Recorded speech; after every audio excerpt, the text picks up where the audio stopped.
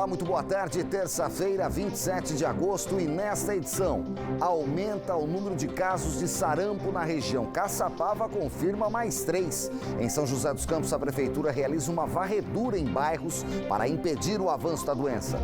E ainda o ministro Marcos Pontes participa de reunião do CODIVAP e faz acordo com os municípios sobre o reaproveitamento de equipamentos eletrônicos. E também, alunos da rede municipal de ensino aprendem sobre cinema no Museu Mazzaropi, em Taubaté. Band Cidade, primeira edição, está no ar.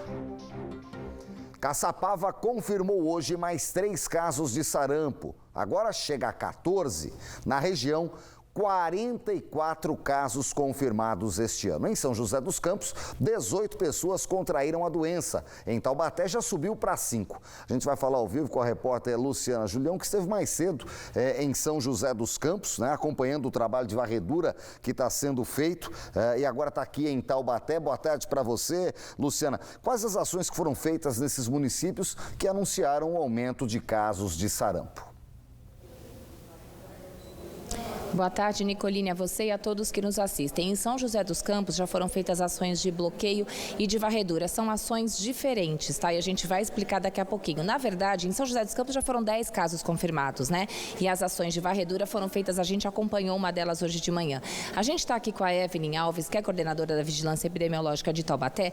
Existe diferença nessas ações, né? O que cada uma é exatamente? Existe sim. A vacina, ela é a principal arma contra o sarampo.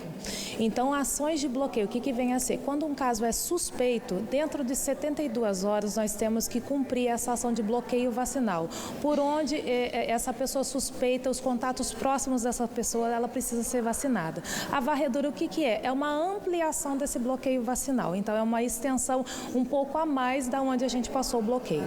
Qual é a importância dessas ações serem tomadas imediatamente? Interromper a cadeia de transmissão do sarampo. E nesses casos, assim, as pessoas vacinadas, elas precisam ter alguma outra preocupação?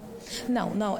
Aqueles que apresentam algum sintoma do sarampo, ele não pode, em hipótese alguma, estar passeando no shopping ou transitando em locais. Então, ele apresentou alguma sintomatologia. O que vem a ser os sintomas do sarampo? Febre alta, acima de 38,5, exantema. O que é isso? Um vermelhidão que geralmente se inicia na região da cabeça e ela é transmitida para o restante do corpo.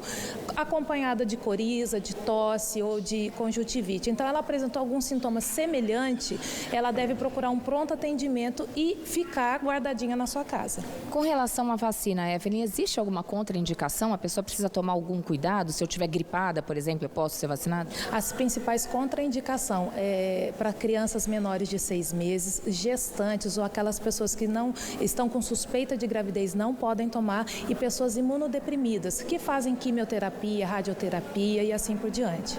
Ok, muito obrigada pela sua participação. Voltamos ao estúdio com você, Nicoline. Informações sempre importantes. Luciana, obrigado. Até a próxima.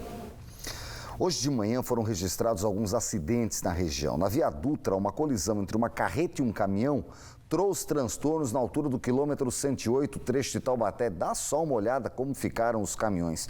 Um dos veículos bateu no canteiro central e interditou também a pista sentido São Paulo. Ele estava indo sentido Rio. A carga de leite ficou espalhada pela pista. E aí, houve muito congestionamento nos dois sentidos. Chegou a cerca de 7 quilômetros de cada lado.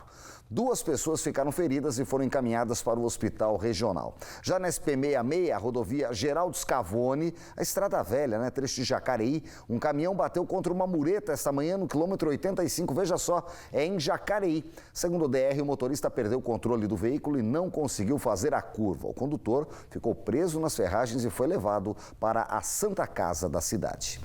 Vamos saber agora como está a principal rodovia do país, a Via Dutra. Imagens ao vivo da rodovia Presidente Dutra. Opa, está aqui, trecho de São José dos Campos. Aí quase que a divisa, né? De São José e Jacareí. Região sudoeste de São José da Dutra, quilômetro 155. O tráfego é tranquilo nos dois sentidos. E a boa notícia é que em Taubaté já não tem mais nada. Motorista faz uma boa viagem em toda a região metropolitana pela Via Dutra neste início de tarde. A seguir, os detalhes da previsão do tempo. O tempo está seco, hein?